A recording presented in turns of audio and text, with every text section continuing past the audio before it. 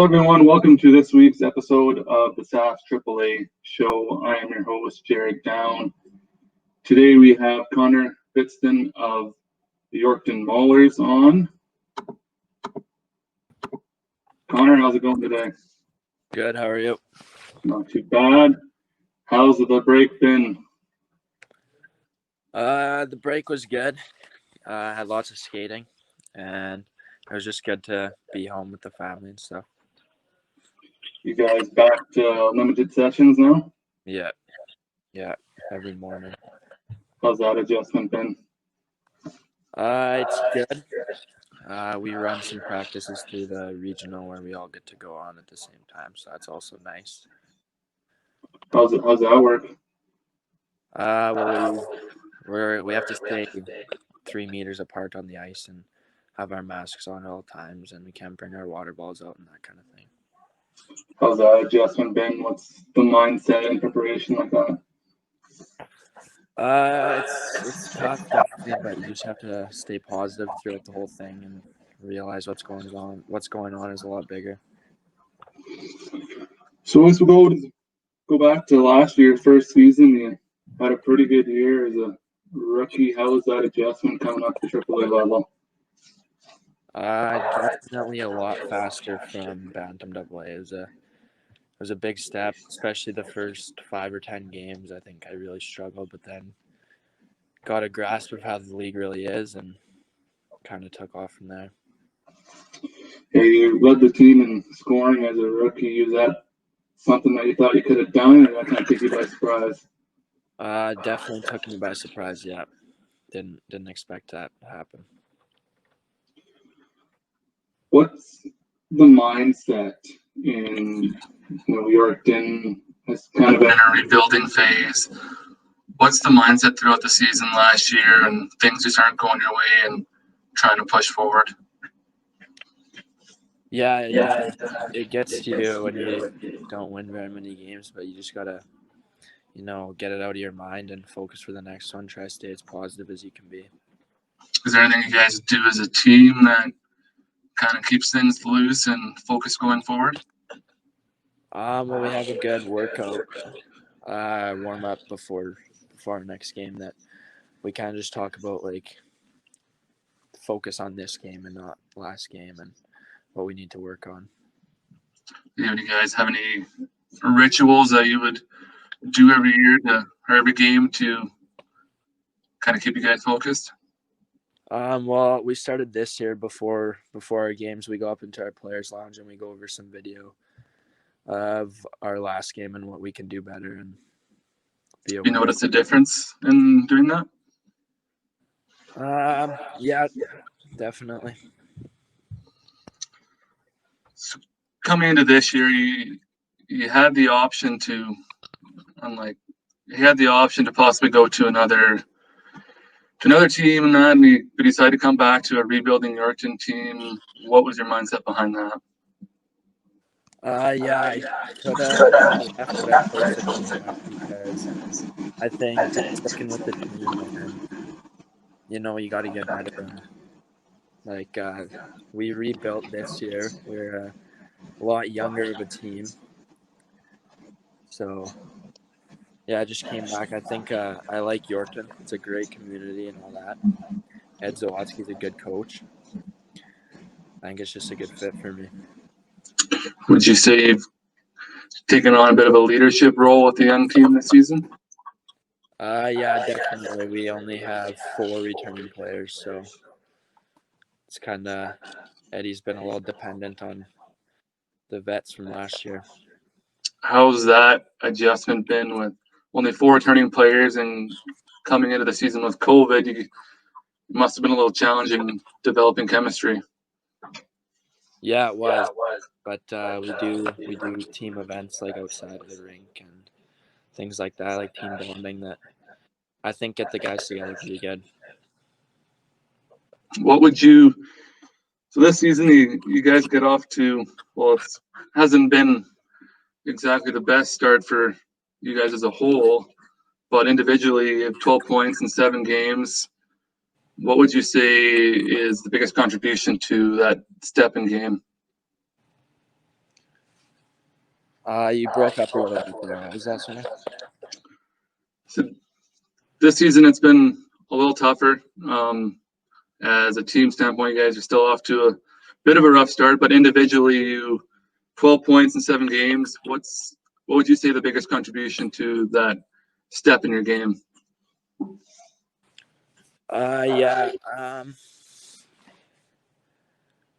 Probably like over the summer, shooting pucks in the backyard and getting on the ice before the season helps, and all that stuff. Just being ready for the first game. Are there any certain workouts in that you kind of stuck to that helped elevate certain characteristics in your game? Well, me and my brother have a little workout thing in our basement that we used all summer, and I would usually just work out with him, whatever he was doing. I'd join him, and then we'd shoot pucks in the backyard and things like that. So you're 9th overall pick to Melfort. You're a 7th round pick of the Broncos. You're committed to Melfort for next year. What was this come down to? Did you go to any camps last year with either of the teams? Yeah, I was able to go to the Swift Current camp, and I also went to the Melfort one. Is the commitment to Melfort more of a backup plan if you don't, say, make the Broncos, or is this kind of your direction you want to go? Yeah, Broncos are definitely my first choice, and hopefully turns out there. But if not, I'm super excited to play for the Mustangs. Is there any, with you going into Melfort, is there any possibility of maybe a college route down the way? Well, I don't think so, because I think you lose your eligibility when you sign in the WHL. So. Okay, you are signed with the Broncos? Yeah, it's just in the process right now. Okay. What do you think you can bring to the Broncos next season if things get back rolling here? What part of your game would be useful for a team which is also kind of in a rebuilding phase like your Yorkton Maulers? Yeah, well, here in Yorkton, I'm more of like a goal scorer, playmaker kind of. But if I was to move up a league, I think I'd be more of a third, fourth line kind of grind and just do your job and make sure winning battles and stuff like that. Who would you say your NHL comparisons would be?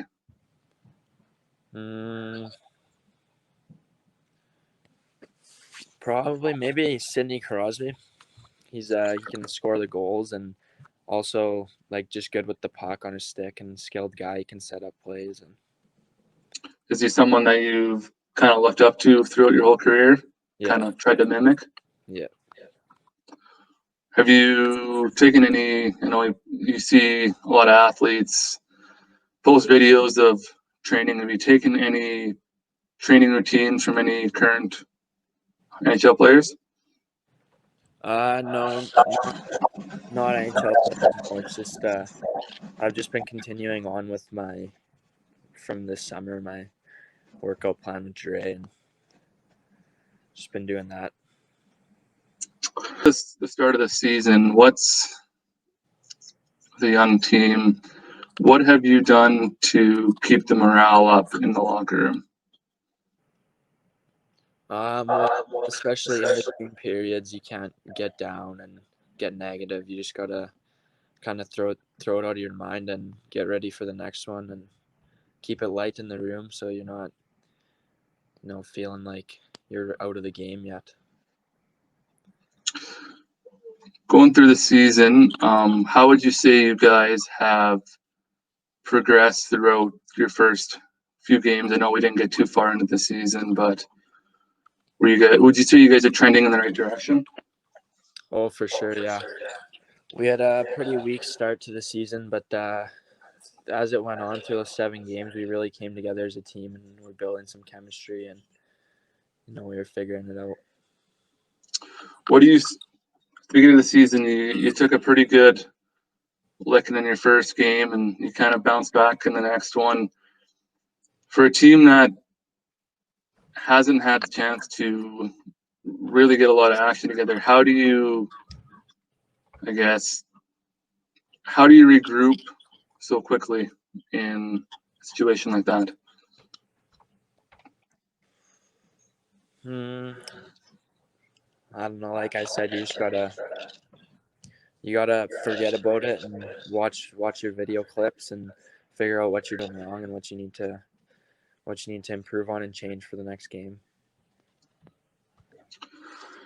Going forward, what would you, if we get back going here and should be knowing here in hopefully the next week here, kind of the direction the league's going, how do you think the rest of the season could go for the Maulers?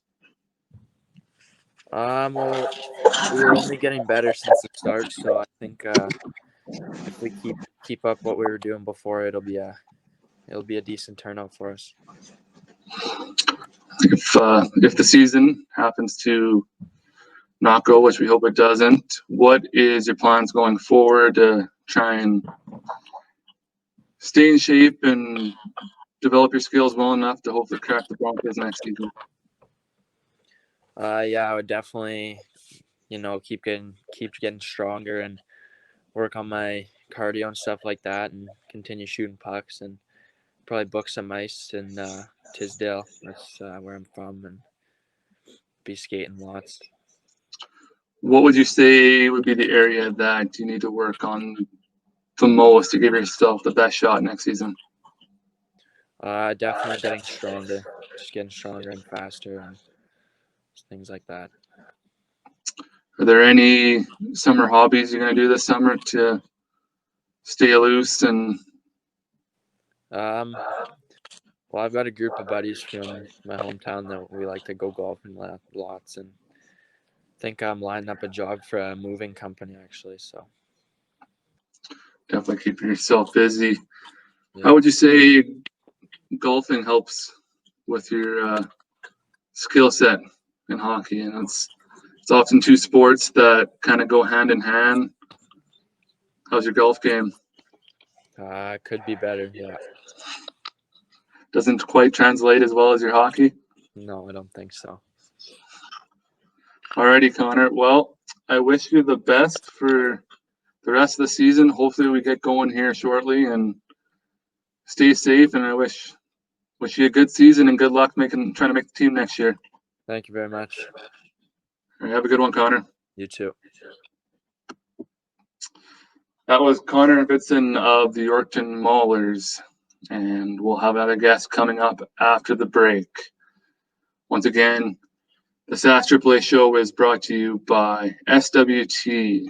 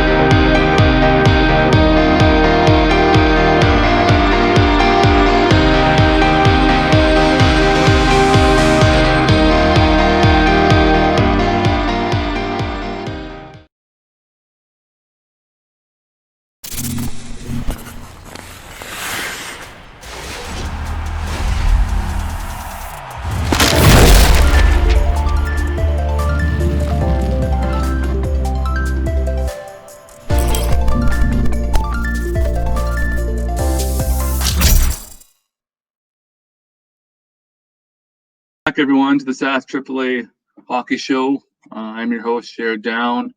Before we get to our next guest, we have a big signing in the Sask AAA Hockey League. Boston Buckberger of the Saskatoon Blazers has committed to the University of Wisconsin. Our next guest is JD Haughton. He is another host for ASTV. He is the host of Sask AAA, or the host of the Sask Sports Show on ASTV. JD, how's it going today? Oh, it's going pretty good. Thanks for letting me jump on the show tonight. Thanks for pinch hitting. I had a guest back out last minute, so coming to the rescue. JD, for those who don't know about your show, can you give me a little intel on what's it all about, when they can see it and everything? So like you said, I am the host of the Sask Sports Show here on Amateur Sports TV. My show airs every Thursday night at 8 p.m. Central Time. I try to interview. Obviously, we are an amateur sports company. I've done a lot of hockey. I've talked to AAA teams. I've actually talked with a gentleman from Golf Saskatchewan. Talked with midget players and coaches in the Saskatchewan Male U18 AAA Hockey League, and also in the Saskatchewan AA Hockey League as well. I talked to the president. He was actually my first interview. And then I actually, on Thursday, we're going to have a new episode with the president of Softball Saskatchewan. So we're definitely going to get it. I like to interview a wide variety of sports as much as I can. With this pandemic, it's been pretty hard. All we've been talking about is predictions of if the season's coming back, what if the season's coming back, talked about the previous season when we got shut down. So it's a lot of the same stuff, but it's nice to get to know the different kind of sports and the people involved in those sports in Saskatchewan. So that's pretty awesome. And usually my shows run about an hour, roughly anywhere between an hour and a half long. It's a very exciting show to get to see, some of the young stars of today that you'll be able to see tomorrow. And, like your show, you have the Sask AAA Show, which is very exciting as well. You get to talk to managers, coaches, players, all involved in the AAA, Saskatchewan Male U18 AAA Hockey League, which is a great hockey league, I might say, especially for the amount of players that gets either drafted in the AJHL or that's gotten committed. Like you said, with Boston to the University of Wisconsin, I saw that. That's awesome. Awesome for him and the Blazers and his family. Gets to go play some NCAA Division I hockey. I think any young kid growing up, that was either their dream or to play in the SJHL or the WHL. So it's very exciting times for those kids to be able to, their hard work's paid off to go up to that next level. Yeah, definitely. And it's growing frustration right now. Last week news broke that the lockdown's being postponed prolonged for another month, and that just means another month of players not being able to get into game action. What have you been hearing from other leagues and that, just from the frustrations of the pandemic? I think everybody's just frustrated with the fact that they only got, like we were talking about the AAA league, they only got to play 5 games. Most of the SJ teams only got to play 5 games, 5-6 games. They started their season, they didn't even get their feet wet, and they got halted. And I realized that Saskatchewan is the worst province now with cases per capita. I think we're at 291. Like, we're worse than Ontario and Quebec. Mm-hmm. Like, our daily case count's like 291, so it's about, I think, 24 per 100,000 people. So that announcement was a low blow. It was hard to read, just because we all had that in our back of our minds. We had that excitement that possibly when the date was, it was supposed to be I think it was the 17th or the 15th, and then they bumped it to the 29th. So they put another 2 weeks on the restrictions, and that they were going to get lifted. And at least the kids were going to be able to play the rest of their season. If it didn't matter if you were in midget AAA, bantam AA, midget AA, novice, pre-novice, Atom, Pee-wee, bantam, whatever it is, at least you had some sort of hope that you're going to play the season. And at this point, if they're not even going to allow games to be played until the end of March, I don't think that there's any points to bring the season back.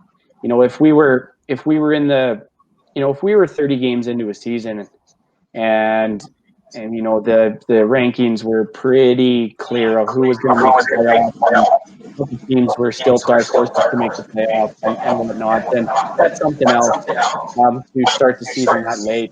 But on the other hand, we only got to play 5 games. I think that in the Saskatchewan AAA Hockey League there. I think the team that played the most games was the Contacts, and they played 8.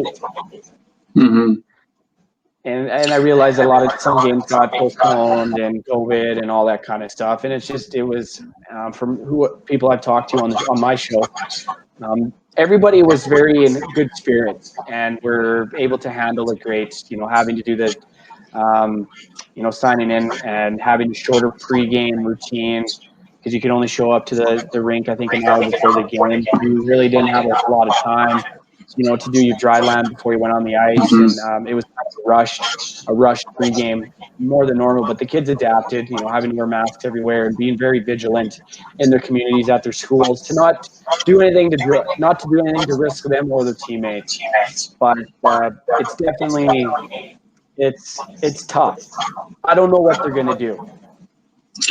Yeah, the hashtag Let Them Play initiative that's really taken up here in the province over the weekend really is starting to grow strong. And I understand the frustrations. It's like you said, it's been tough. Not a lot of people got their feet wet, and there's two sides to everything. As much as I would love to see the league going, it's one of those things, we're not keeping it under control. And if there was a way we could do it where it wasn't such a, like the NHL, it's expensive to keep it going. And there's a lot of precautions they got to get through. There's the daily testing, the screening, like that's going to add up at the end of the day. And I don't know if there's a way to modify the league that under the current circumstances right now that they could follow a similar procedure. Like I don't know if maybe they look at maybe a year-end tournament. I don't know if that's a possibility where, just throw everyone in, maybe split them up, round robin, and just a quick tournament. If that would be enough just to give some justice to the league or not. That's a possibility for them to do it, or even just have a year-end tournament for their divisions as well. Because I know, as per the rules, what they were going to do. I know Saskatchewan Hockey Association's return to play protocol is that they were in cohorts. So obviously the North was playing the North, and only the North, South playing the South. They were going to talk about playoffs and provincials when that came, or playoffs, I mean. But even like you said, even if they did a tournament, they could be just with their divisions, or they could do the whole league. And I think that, like, I feel really bad for some of these kids, like the 17-year-olds, that this is going to be their last year in this league, the 17 or 18-year-olds, I think that they feel like they didn't get their chance to completely prove themselves if they were on that bubble to make an SJ team or the WHL team. And I know the WHL is coming back. They've committed to 24 games, which is awesome. Whenever that's going to happen, I don't know. And that's another thing. Those 17-year-olds who were second years last year, there's a handful of players that, they were in the second round of playoffs, battling out. They were hungry for a title, and they had that playoffs ended. So not only do you have that playoff ended last year, you don't have your season this year. So they have a whole lot of games that they could have proven themselves towards an SJ team, or even WHL teams looking for bubble players, right? Like guys who went undrafted or late that went unsigned that they could pick players out of. But now they're left sitting at home, and it's going to be an interesting offseason to where some of these 17-year-olds go. We've already seen a couple players commit to the Alberta Junior Hockey League, and some who are drafted signed in the SJ just as kind of a backup plan. But it's for those players who weren't drafted by a WHL team, it's a little tough to swallow. And for those kids, obviously, I'm not a hockey advisor by any means. I'm not trained professionally to give advice, but for some of these kids, junior B could be a route that they could go to. The Prairie Junior Hockey League is a great developmental hockey league. I had Troy Souster on my show. He is the communications coordinator for the Delisle Chiefs, which is a part of that league. And it's crazy to think that you're in that developmental hockey league. Let's say you're 17-year-old turning 18 that year, so you play your 18-year-old year in junior B. And if hockey comes back next year, that's a route that they can possibly go. There are leagues that they can still play in to get them to that that junior A or the AJHL, play some major junior. At the end of the day, these kids just want to play more hockey. And if I was in their shoes, I would be the exact same way. All I want to do is play hockey. Yeah, they can train with 8 players or less if you're under the age of 18 or 18 and under. But that's, you can practice so many times. These kids, they need to be competitive in a game-like situation. And you can only get that by playing actual games. And that's why when I had Connor Bedard on my show, and he went to Sweden to play. Mm-hmm. I know that him, along with, I think there was a couple of WHL players from the Brand New Weaklings that decided to commit and go to Europe to play some hockey just to play more hockey. Mm-hmm. I thought that was a great thing. Well,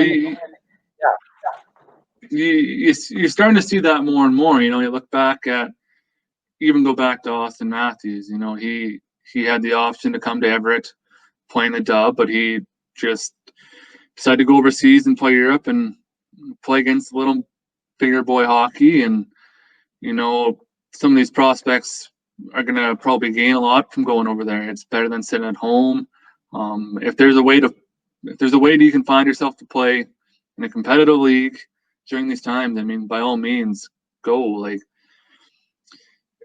there's players who are just dying for the chance to get into action. If you have that opportunity, I say go for it. Look, there's beginning of the season, there's some prospects, that came and committed to, like Cole Fonstead. He decided to come to Estevan. He couldn't play South, just getting the games and doing whatever he can to get the refs. Well, and I know that there was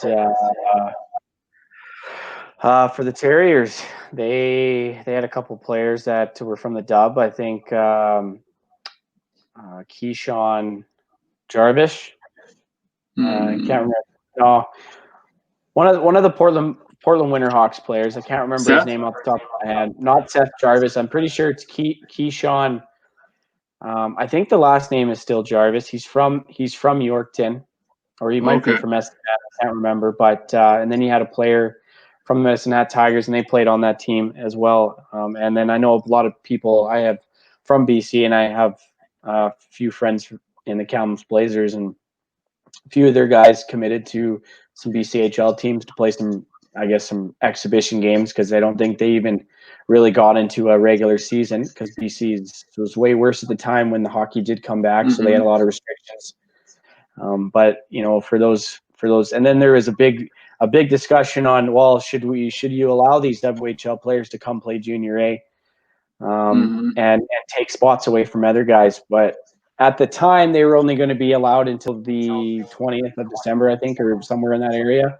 So it wasn't for long. But they, just like anybody else, and they need to play hockey as well. I like that idea of some of those players, if they had the chance to go play in junior A. And I know that dub players as well have committed to USHL teams. I think most recently there was 4 Portland Winterhawks players that have committed to a team in Northwestern United States. I think might be Fargo or Idaho, somewhere over there. But I know that there's some players from the BC division that were thinking about going that route too. But the problem with that is always you have to commit to the whole season as being a part of that team once you're released. And I know that these were a lot of these kids in the SJHL or junior A hockey leagues that want to go play elsewhere. They're having a hard time getting their release from Hockey Canada, because Hockey Canada, the SJHL team is governed by Hockey Canada, or junior A itself. So they're having a hard time. Some of them are having a hard time getting their releases to leave. You mentioned just going to other teams. One thing I would like to talk about is just one thing we're starting to see here in the Sask AAA Hockey League is, some players are that I've talked to and some past players that I've talked to have felt that maybe going to the Alberta League or the BC League is better for their game, better for their future, rather than sticking in the Saskatchewan Junior Hockey League. And I don't know what the Saskatchewan League can do to, enhance that level of play. I mean, overall, their team's been good. They've had some past RBC / Nhl Cup winners. They've been competitive, but for a prospect in the Sask AAA Hockey League, you look at their end goal is they want to be pro one day, right? And you look in the past 20 years or the past 5 years, Alberta and BC have been cranking out players. Like last year, Alberta had 4 drafted, BC had 2. You can go down the line. 2018, Alberta had 4, BC had 11. Saskatchewan's had 1 player from what I've been able to find, since 2005, that's been drafted into the NHL out of the league.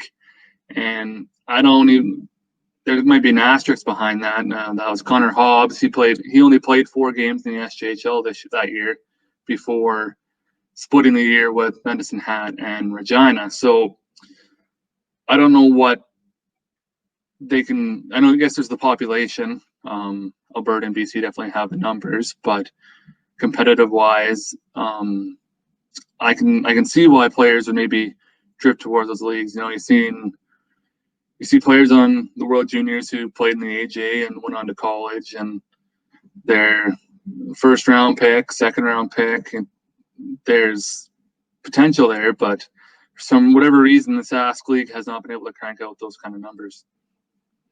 Well, and with Junior A, let's just start with the Saskatchewan U18 Male AAA Hockey League, for instance. Mm-hmm. From obviously, I haven't lived in Saskatchewan very long. I've kind of kept my eye on the league the last few years. But you look at the 2020 AJHL Bantam Draft. In the top 3 picks, obviously Connor Bedard being number 1, Mm-hmm. the next 2 players were taken were from that hockey league, and 2 of them, both of them played on the same team. And then you had a guy by the name of Kalen Lynn. I think he got picked 7th to Red Deer. So you had obviously more than half of the players came from that CSSHL, and that is a great hockey league. You get your money's worth of what you pay for, however much it is a year, 40 grand, or depending on the school. That's awesome. But for kids that are playing in a midget AAA hockey league in Saskatchewan, that people might overlook because it's in Saskatchewan and a lot of people forget about us, that league turns out some great hockey players. Mm-hmm. You look at a guy right now that's in the just got drafted, Connor Zary, played for the Contacts, Kamloops Blazer. A lot of, I know that there's some prospects. Obviously, I'm going off Blazer players because I'm from Kamloops. But you get like Reese Ramsey. Also, I'm pretty sure he played for the Contacts or he played for the Blazers, one of the 2. You got some prospects down in Moose Jaw playing, and then the list goes on players that have played in this AAA developmental hockey league that have gone on to play in the WHL.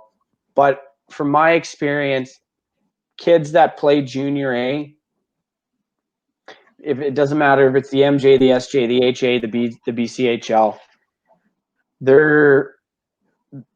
that league I feel is steered towards getting kids to go play in college in the United States, play NCAA if it's D1, D2, D3. It's great. You see that more often than you do kids going in the NHL draft. You might see a guy that gets drafted after college to an NHL team. I'm not sure if that's happened or not. Like you said, that there was 1 in the last, in 2005 that's been drafted from the SJHL, but he only played 4 games.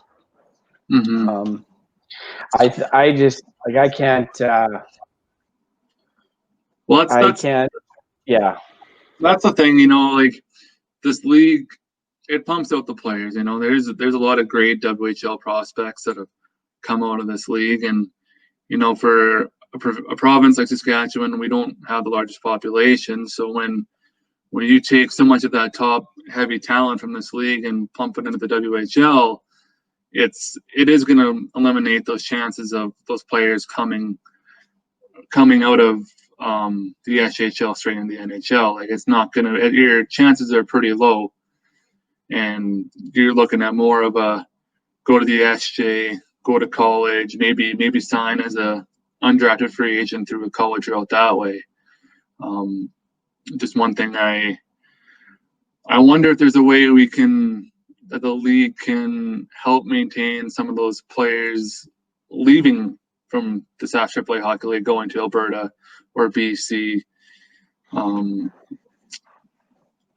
don't know what the best way to maintain is. Obviously, a lot of these players in this league are drafted by SJ teams as well, right? And they some still tend to commit to other leagues. Like Spencer Bell, he was a prospect of an SJ team. He's the newest member of the Black Falls Bulldogs, and there's another player from the Blazers. I think the other Buckberger, he is also committed to the Blazers or the Bulldogs. Sorry, and I'm not sure what the SJ can do to maybe help entice more of these players that are more free to do what they want to come out of the league. That's a tough thing to like, a province and an association can only do so much. Mm-hmm. Like being a 16 or 17-year-old kid, we all were, and the grass may be greener on the other side. I'm going to go play in Calgary. I'm going to go play in their midget AAA league, or I'm going to go play in the AJHL for the Drumheller, or go play any of their other teams. That's a great league. Mm-hmm. Go play in Brooks, or Camrose or Olds, or any of those. I can't. Those are the only ones I can name off the top of my head. I know, or Fort McMurray, Grand Prairie, any of those teams. Yeah. Oh well, I imagine it's a good opportunity for these kids to go play elsewhere. And I know that what was his name? I think it was. I know one of the kids that I think it might have been. It was Matt Corte. He actually got the opportunity. He's a second-round draft pick of the Blazers back in this year or last year's Bantam draft. He had the opportunity to actually go play. He played a year in West Vancouver, and then I think he came back here. And now he's playing, I think, for the Blazers, or no, the Contact. I can't remember, but there's kids, if they get opportunities to go play elsewhere, I don't know what the league could do to stop them. And like I was talking with Chris Keller, the coach of the Swift Current Legionnaires, how for the AAA league, like how do you get kids that want to play in Swift Current or any of the smaller markets, go to Estevan, or like how do you get these guys to come there? There's some kid might say, well, this isn't going to get me anywhere. I'm just going to play on this team and be in this small town of Current or whatever, or in Estevan or Yorkton, or, I want to go to Regina, or I want to go to Saskatoon, or I want to go play in Moose Jaw. That's where the most guys that have gone to play in the WHL have been from. Yeah, that's true. But, if you play in those smaller market teams, you're going to get, if you're good enough, you'll get a lot more playing time than if you were, imagine if you were a first line player, on one team, and then you're playing, you're on that would, it could be comparable to a third line player on the Contacts. Like, look how stacked the Contacts is. Yeah. Well, your development's going to be a lot more if you're getting more ice time. That's the thing about this league is whether you're first year, second year, or third year in this league, or in previous years, a call up, every shift is a development opportunity, right? And if it means going to a market like Swift Current, or even expansion like Warman and Estevan, or my previous guest was in Yorkton, and he led the team in scoring last year. He was drafted into the Dub, and he could have went elsewhere, but he chose to come back to Yorkton. They're a young team. He thought it was better for his development, and it's going to open up more opportunities for him down the road because he's going to get that extra playing time. Well, and like I've talked to his head coach there, Ed Zalatsky. You know, he's a great guy. He has a lot of experience. He played in Europe, played in Germany for many years. He was a part of the Pursuit of Excellence in Cologne. He got an opportunity to go over there. You know, he has a little bit of a hockey kind of academy through the high school that the kids take part of, which is awesome. He's a great guy. And I know I think it's his only second year coaching the team. He's you know, and they also have a young team too. Mm-hmm. They have a lot of 15 and 16-year-old kids on their team as well. So they're kind of, you know, trying to, and from what I talked to their captain as well on one of my episodes, and you know, just talking about the leadership and showing these young kids the way on how to play in a competitive league, because there's a big jump from playing, you know, Bantam AA to going and playing midget AAA. And, you know, getting these kids developed and you know, it's going to take a couple of years or a year or two. Mm-hmm. Mm-hmm. Well, you're going to need that leadership in a league like this, you know, and a rebuilding team in this league, it's not like the NHL. You can't just tank for that first overall pick and pluck your top prospects to infuse your team with talent. You got to recruit the right guys, and you got to bring in the right people, because as a 15, 16-year-old player, losing's tough on them. And if you have a team in a rebuild mode like Yorkton, who didn't win too many games last year, you need to have players with strong mental game to pursue forward, and having those leaders that can help guide these younger guys into a better culture is going to go a long ways, but it doesn't come easy. And they're going to they have to buy into that team focus too, that team mentality. And they got to be a part of the league or be a part of the team. They might have been their highest scorer on their Bantam AA team. But you're going up into a division where you're playing as a 15-year-old, you're possibly playing against kids that are 17. That are taller than you, that have grown into their bodies, that are faster than you possibly, that are whatever. And you just got to be able to buy into that mentality. And, you know, it's the same thing. I was talking to Chris Keller about that too. And it seems like, you know, he's a guy with experience coming over from Ontario, having experience at Notre Dame, coaching their AA team and midget AA team in Swift Current, and then finally getting this is his first year as the job. You know, really great guy to talk to, very knowledgeable. He kind of he knows what he wants out of his team. And if I remember correctly, they got a pretty young team there as well in Swift Current.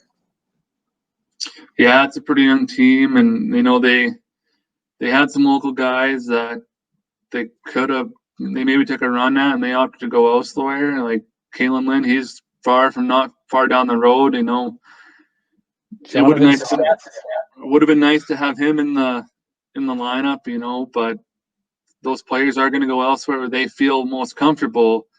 And it's unfortunate we didn't get to see more games yet and see what Chris could have constructed there. You know, that program had gone quite a few years kind of in the basement of the league, and they had started working their way up the past couple of years. So I was very intrigued to see what the team was going to do this year. I'm from the area and was hoping to take in some games, but going forward, you know, it's when you're in a market like Swift Current, like you mentioned earlier, it's hard to get those kids to come, and coaching goes a long ways, and getting people to buy in, and you know, hoping we get to see some more hockey here, but I don't know how optimistic I am at this point.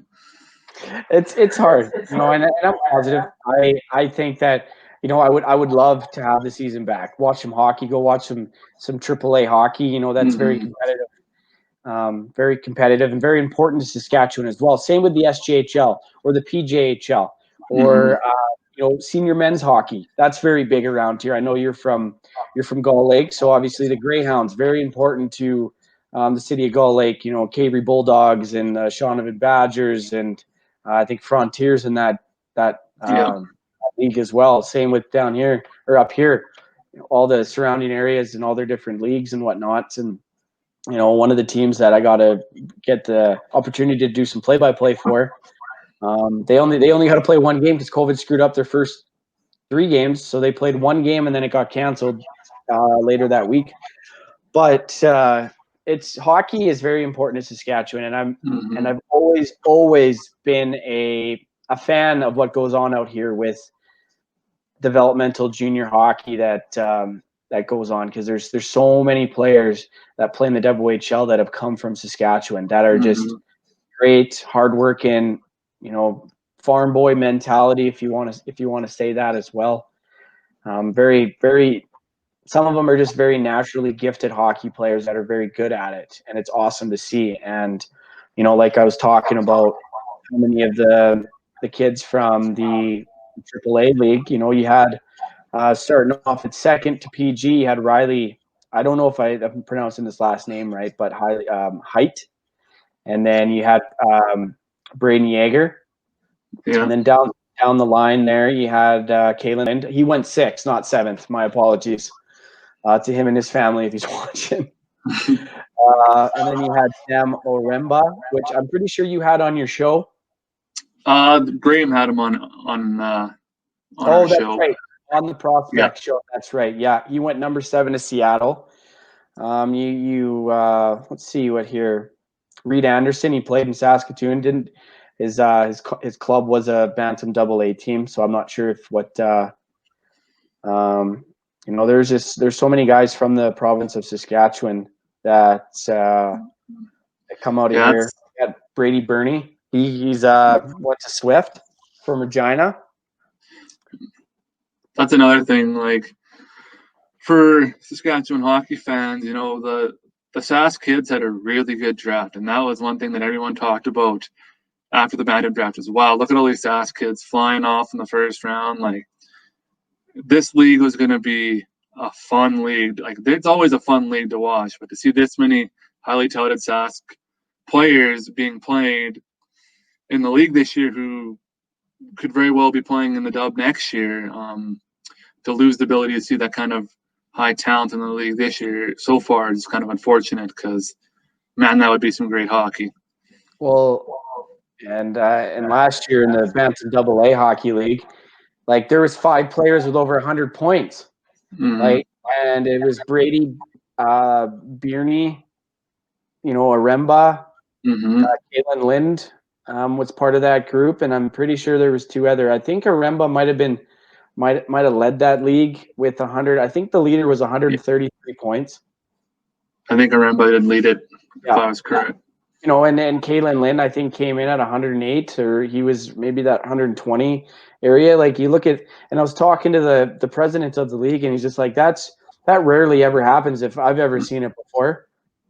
And you look at those kids coming up, like, they showed no signs of slowing down. They adjusted nicely, and it was going to be an interesting scoring race. I don't know. I don't want to go as far as saying maybe we had to have a rookie leading the league in scoring. Like, it could have very well happened, but we got, I think, the one kid I interviewed, Kyron Gronick. He's up there and he's leading the points. He's committed to Black Falls, but other than that, it was the top part of that stats leading was a lot of rookies in there, which is good. Like, I know Caitlin Lynn had a breakout first few games of the season, and like I said before, they were kind of lucky that they got to play an extra 3 games, and a lot of, I think, it was anywhere between that 5 to 8 game range. The contacts were lucky and didn't have any games canceled. Like, we had a massive snowstorm that canceled a lot of games. Obviously, COVID canceled games and whatnot. So they were lucky. But I know he came out with a bang obviously that matchup early in the season between the undefeated Contacts, and they got beaten. Their first loss of the season was to the Blazers, which I think they only had one loss on their record too.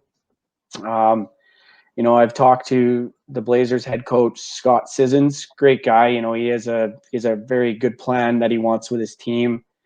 Very knowledgeable. Again, another guy that he was actually drafted in the first round to the New York Islanders, and he played a few years, I think, in the AHL and the ECHL, and then I think he had a pretty bad injury. But if you can get maybe him on your show or something like that, he can kind of it's just a great.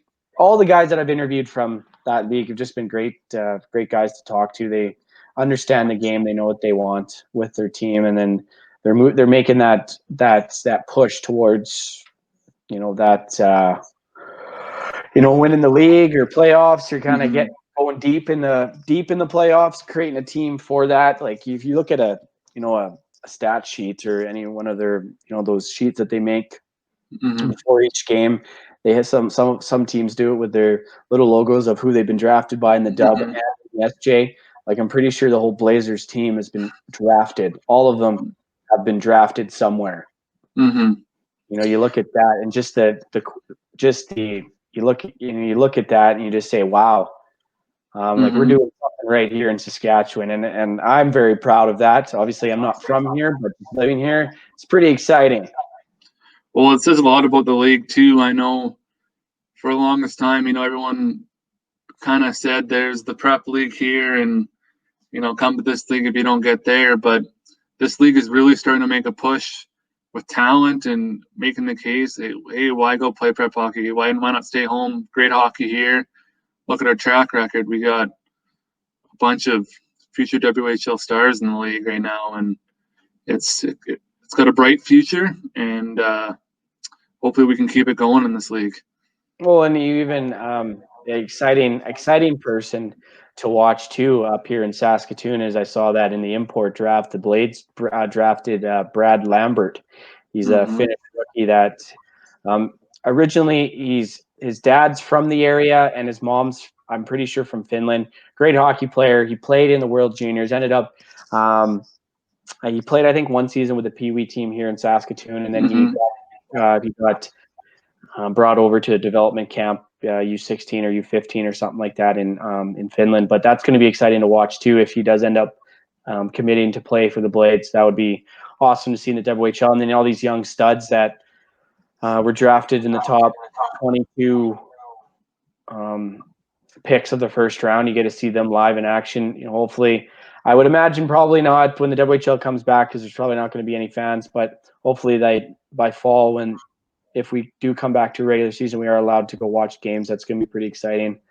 And I know for you, your hometown Broncos, there's a little bit of a tough couple of years, but it's been some tough years. They paid for their championship, and we lost a lot. But I can tell you right now, I was in that rink for when they won it, and I'll never forget that moment. It was loud. My ears rang for a day after, and it's been kind of controversial after. We've lost a lot of picks. We ended up losing the guy you just interviewed, Connor Bedard, and but sometimes you got to pay for those championships, right? And I know I tend to lean for they went all in to win a championship, and they won it. So they got what they got out of it. Well, you look at it too. I don't know if you know this stat. You probably do. But the weirdest thing about them winning that championship is that same year. So that was the same year that the Broncos got in their crowd. And then when the Swift, it was crazy. I read that. I'm like, no way. That's crazy. That's just a parallel that you would never think. I could never when that happened, it was just too much of a coincidence. And they both went on to Memorial Cup or whatever, and it's just it's crazy. That's all you can say, really. I read that and I'm like, no way. Only that would happen to only that parallel would have been found. Same team name, same accident. So many connections there, right? And I remember when I lived in Gull Lake and watching the Broncos played. I started to learn more about that, and I've driven past the memorial on the east side of Highway 1 there when you're leaving the city. Mm-hmm. And I'm pretty sure that I would imagine that a lot of teams, when they go out on their eastern road trip from BC and Washington, I think most of them stop in front of that memorial and take a picture. I just wanted to bring that up because it just popped to my head, and when we were talking about it, and I just could not believe when I read that article about that. But you're right, though, the Broncos did pay for their championship. But hey, you know what? Everybody does it. You look at a team like Lethbridge. Lethbridge was not very good 5 years ago. Mm-hmm. 5-6 years ago, they got some good prospects. They got some good draft picks. They've developed those players, and now look at them. You know, just like everybody goes through the same thing. Blazers, same thing. They went through a period of being terrible. Red Deer's going through that right now. Obviously, like we talked about, Swift Current's going through that right now. Moose Jaw, little bit. They're having. They haven't. Yeah, they're hanging in there. They haven't fully bought in to the rebuild. Until recently, they managed to hang on a little longer than Swift Current. But the thing in Swift Current is that I know, being around the community, is there's a good portion of the population that didn't feel as strongly towards what we gave up to get the championship. But at the same time, it's easier to say that after the fact, right? When you start seeing everything you're losing, and it's just kind of trusting the process, and it's going to take time. And like we talked about earlier in the show, in this league, in the Sask AAA Hockey League, it's just as hard to get players to come here and play as it is for the Broncos to get players and come play there. It's not a huge market. They produce players, but for whatever reason, the size of the community kind of scares people away, and it's just finding those right players like Ed's had to in Yorkton to just kind of buy into the process and just stick to it, right? You can't cheat the process. Sometimes it's going to be slow, and just go forward. Yeah, and it's, but when that barn gets going, when she gets packed full of people cheering for the Broncos, like, it's a barn burner. It's not a very big rink. No. Low roof. High-plex. That's what it's called, right? Yeah. Yeah. No, it's a small rink. I know they've done work to it and everything like that, and they had to upgrade the glass and they had to upgrade the lights, and which was a WHL mandate for all teams. But I just like everybody, they'll get back to it. They'll get some more draft picks back. They'll draft some players. They drafted a good player in the first round there with Brady Bierney here. He got picked, I think, 22 or no, sorry, 21. Mm-hmm. And no, they're just like everybody. They're rebuilding. They're in the same boat as Red Deer and Moose Jaw and Prince George and a lot of those teams. Yeah, it's like the league here. It's losing all those games this year is really going to kill the development process, or it could speed it up, right? It's hard to say, and this is a time we've never had to experience before, and you lose a lot of developmental games, but you also have the ability to bring more of your higher round prospects up sooner, get them together, and we'll see going forward. I was just going to say, I just hope that we have hockey. Yeah. I'm excited to see the WHL come back. I'm going to get my WHL live subscription, and I'm gonna watch some hockey. And let's just hope for, and I've also heard rumors too about them possibly extending, allowing some of the players to play a 21-year-old season in the SJ, or just in junior hockey in general. I'm not sure if that's Western Canada, if that's the whole Canadian Junior Hockey League, or the WHL. Or the CHL. I'm not 100% sure, but I know there's been, just some articles that have popped up that, possibility thinking that that's a good route. Got lost a year. Yeah, back.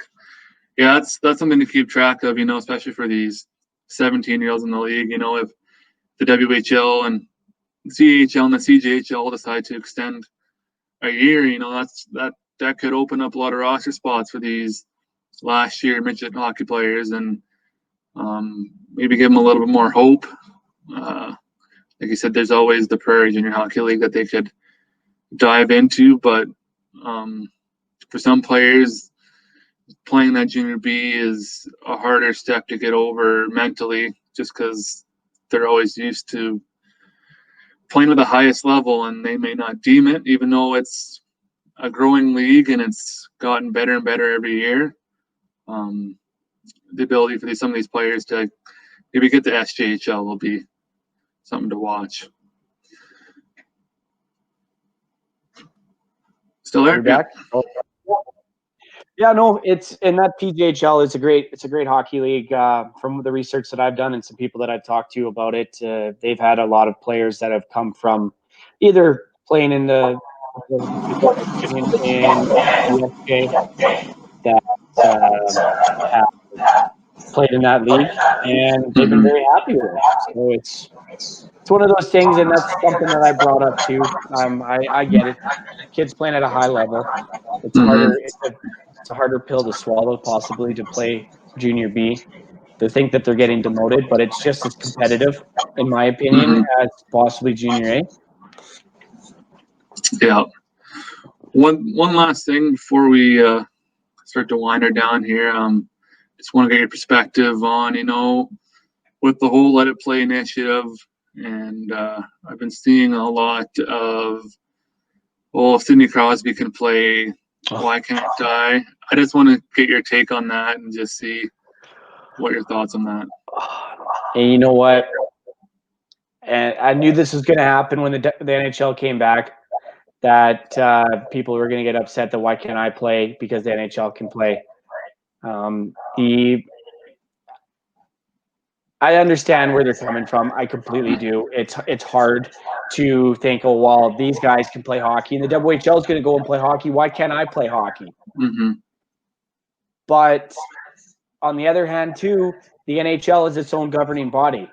So as long as the province signs off on it and allows them to play home games at their rink, along with follow the guidelines and whatever, they probably have their own return to play protocol as well. They get tested every day when they show up.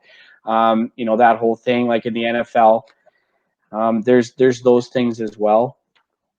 But I just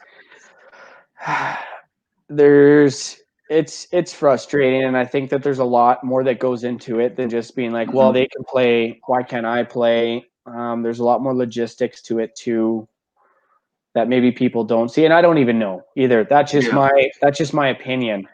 And like if I was a 17-year-old kid or 16-year-old kid, I would be the same way. Why? Well, the WHL's playing and the NHL's playing in, all the Canadian teams are playing in their provinces that are completely shut down or close to shutting down. Why can't I play hockey? But that's also an agreement that they have to come upon with the NHL and the government of that province to come up with a solution that works for everybody.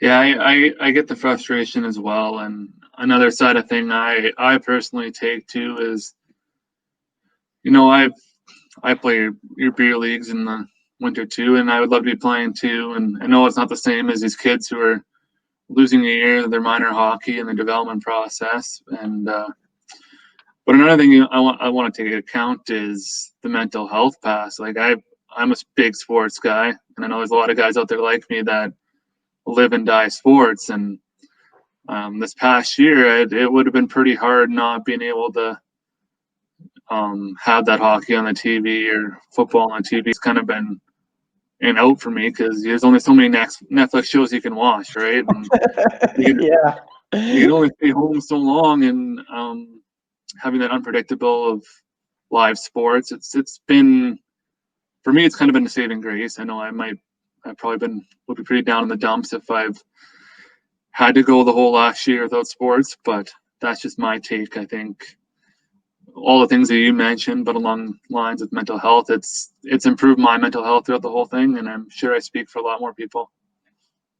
Yeah, and you're completely right. Like usually every guest that I've brought on with in the hockey area, I've talked about mental health and what each team is doing to help these kids out during this tough time. If they have somebody they can talk to, do they have a trainer, or if they have a priest or a pastor or something at a local church that they can talk to if they need anything. And all the teams have been pretty good. We're really good with having that out for kids that do need, possibly it's affecting them mentally. And and I think that it's a great thing that the NHL is coming back. It gives us something to watch, gives us an out. I'm not a big NBA guy myself, so I'm more in the NHL and watching the WHL. That's kind of my thing. College sports being back, that's awesome too. Just having sports back in general, it feels somewhat like we're on the path of going back to normalcy at some point in the near future. There's not what's the word? There's not as much fear of maybe not. Yeah. And you mentioned all those sports, and it's just, and the mental health. Like, the thing about a lot of these teams in the league right now is some of these players who are billeting, and they've stated their billets that, they're in an unfamiliar place, and normally you get those team bonding, like you're hanging out with players, and that's minimized, and your whole hockey world is kind of, it's out of balance. And for these young kids, being away from home, a lot of them, I can imagine it's only pretty tough. Yeah, and it is, and I agree with you. It's and even for the billets themselves, if a kid's been in their house for 2 or 3 years, and maybe they've got a connection between the parents and the player as well. It's kind of hard for them to see, their, I guess, adopted child not being able to play the sport that they came here to do or to play, or that's tough too. And that's just really sucks. Yeah, and like you mentioned, the adopted child, there's a lot of these players, they become family when they go into their billets, right? So it's just as important to the billets as it is their normal parents, right? And it's a hard time. And hopefully this is the last season we ever have to go through like such, but it's unknown, and hopefully it's only up from here. Yeah, I really hope so too. Exciting when we have everything back and all sports can be played normally. Yeah, be able to get to the rink and see things live, not through Twitter or Facebook or TSN. Yeah. Alrighty, well, I think we'll wrap this up. Thanks for pinch hitting in and coming in and talking. And, it was a pleasure. For those of you watching, Thursdays, your Sask Sports Show with JD. Tune in. This was brought to you by SWT, and thanks for watching, folks.